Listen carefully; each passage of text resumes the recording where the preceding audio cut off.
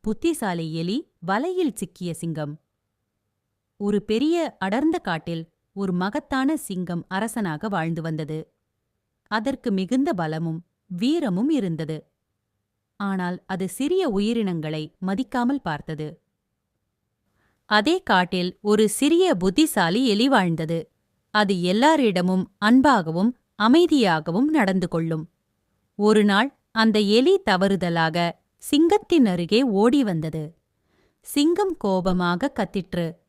ஏய், நீ யார்? என் முன்னோடுற அளவுக்கு தைரியம் உனக்கு இருக்கா?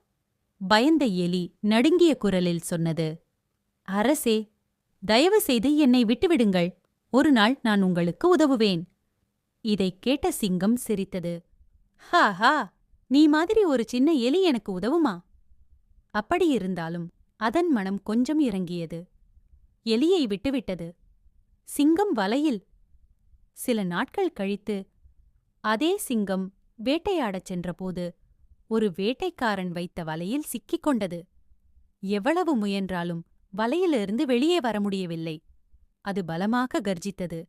அந்த சத்தம் காடு முழுக்க கேட்டது. அந்த சத்தத்தைக் கேட்ட புத்திசாலி எலி ஓடி வந்தது. அரசே, என்ன ஆயிற்று என்று கேட்டது. எலி வலை பார்த்தவுடன் புரிந்து கொண்டது. ஒரு நொடியும் யோசிக்காமல் அது தனது கூர்மையான பற்களால் வலையை மெதுவாக கடிக்கத் தொடங்கியது. சிறிது நேரத்தில் வலை கிழிந்தது. சிங்கம் விடுபட்டது. அந்த நேரத்தில் சிங்கத்தின் கண்களில் பெருமைக்கு பதிலாக நன்றி இருந்தது. சிறிய எலியே, நான் உன்னை சிறியவன் என்று எண்ணினேன். ஆனால் இன்று நீ என் உயிரையே காப்பாற்றிவிட்டாய். எலி சிரித்துக்கொண்டு சொன்னது. அரசே, பெரியவன் சிறியவன் என்று யாருமில்லை. புத்திசாலித்தனமும் நல்ல மனசும் இருந்தால் போதும். சிறியவன் என்று யாரையும் இகழாதே. புத்திசாலித்தனமும் நல்ல மனமும் பெரிய பலத்தைக் கூட வெல்லும்.